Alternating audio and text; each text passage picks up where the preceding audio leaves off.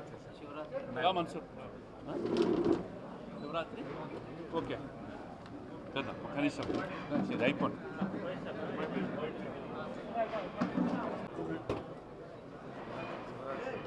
Shivaratri sir. Mansoor Shivaratri okay కదా కనీసం ఇది అయిపోండి.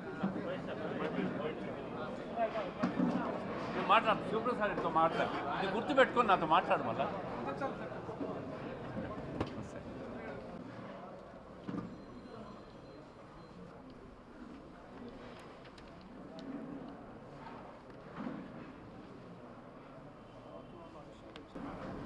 కడప ఎమ్మెల్యే గారు ఈ 5 సంవత్సరాల్లో నన్ను గెలిపిస్తే దాదాపు 10,000 ఉద్యోగాలు యువతకు కల్పిస్తామని చెప్పి ఎన్నికల్లో భాగంగా ఇచ్చిన హామీని కూడా మీరంతా ఎన్నికల్లో చూశారు. దాంట్లో భాగంగా మన 16వ తేదీ జాబ్ మేళా నిర్వహించాం. సీడాప్ ఆధ్వర్యంలో దాదాపు 58 కంపెనీలు జాతీయ అంతర్జాతీయ సంస్థలు కూడా కడపకు వచ్చాయి. L and T finance, LIC of India, అదేవిధంగా Amar Raja group, Airtel company, L and T, Navabharat fertilisers, ఇట్లాంటి రకరకాల అన్ని రంగాల్లో ఉన్న వ్యాపార రంగాల్లో ఉన్న ఐటీ దిగ్గజాలు, banking, manufacturing, pharmaceutical, micro financing, insurance, electronics, transport, motor, jewellery రంగాలు, ఆన్లైన్ ఫుడ్ డెలివరీ, ఫార్మసీ, ఇట్లా పెద్ద పెద్ద కంపెనీస్ అన్నీ కూడా కడపకు రావడం. 58 కంపెనీలు ఒకటే రోజు ఈ కార్యక్రమంలో 8,613 మంది యువత రిజిస్టర్ చేసుకుంటే 5,091 మంది ఇంటర్వ్యూకి అటెండ్ కావడం. వాళ్ళలో 2,094 మందికి నిరుద్యోగులకు అక్కడికక్కడే సెలెక్టెడ్ సర్టిఫికెట్స్ ఇచ్చి ఎంప్లాయ్మెంట్ క్రియేట్ చేయడం జరిగింది. 641 మంది వెయిట్ లిస్ట్లో ఉన్నారు.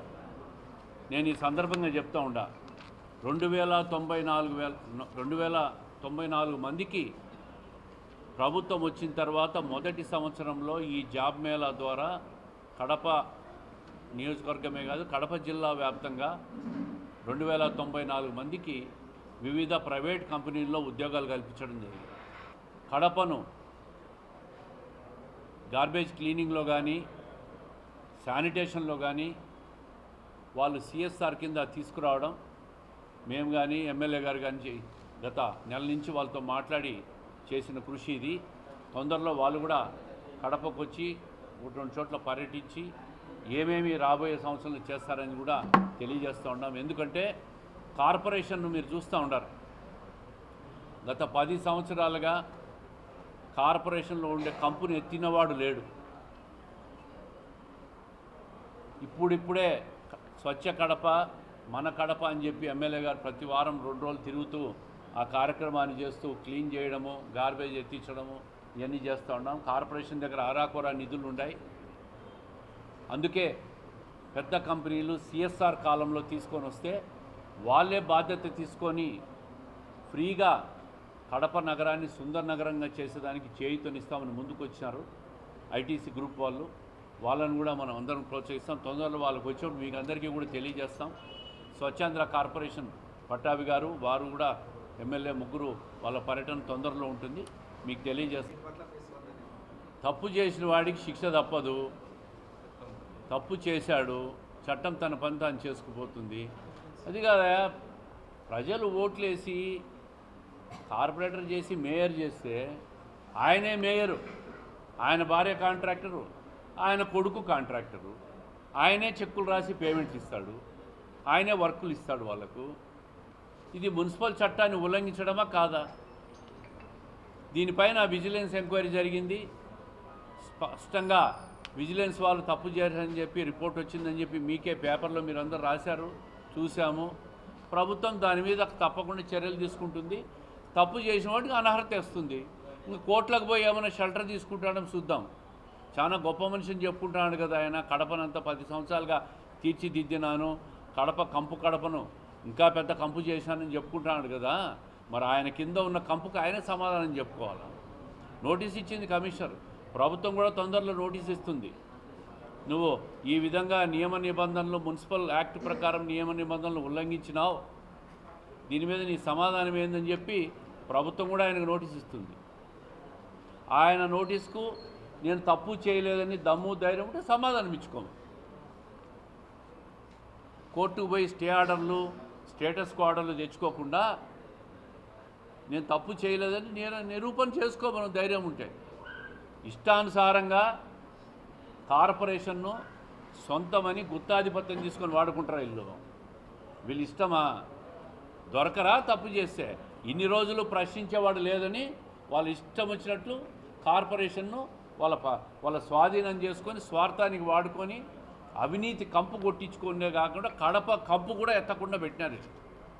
ఇటువంటి వాళ్లకు చట్టం తన పని తాను చేసుకుపోతుంది. తప్పు చేసిన వానికి శిక్ష తప్పదు. మరి తప్పు చేసినాడని చెప్పి ఒప్పుకొని రాజీనామా చేస్తే కడప ప్రజలు సంతోషిస్తారు.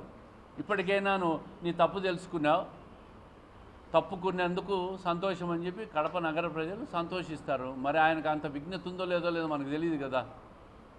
ఆ క్వశ్చన్ మీరు వేయండి. పోయి మీరేమైనా స్వచ్ఛందంగా రాజీనామా చేస్తారా ఏమైనా అడగండి, విజ్ఞత కల్పించండి. ప్రజా ఉద్యమం బయలుదేరాల.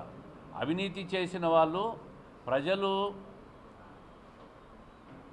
చట్టసభ సభ్యులకు పంపిస్తే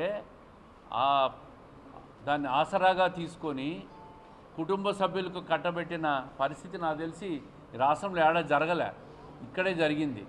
ఇదే కార్పొరేషన్లో కంపెనీని రిజిస్టర్ చేసుకొని ఆ కంపెనీకి వర్కులన్నీ ఇచ్చి ఆయన భార్యతో ఆయన కొడుకుతో పనులన్నీ చేయించుకొని లబ్ధి పొందడం అంటే అది కూడా కార్పొరేషన్లో తీర్మానాలు పెడతారు.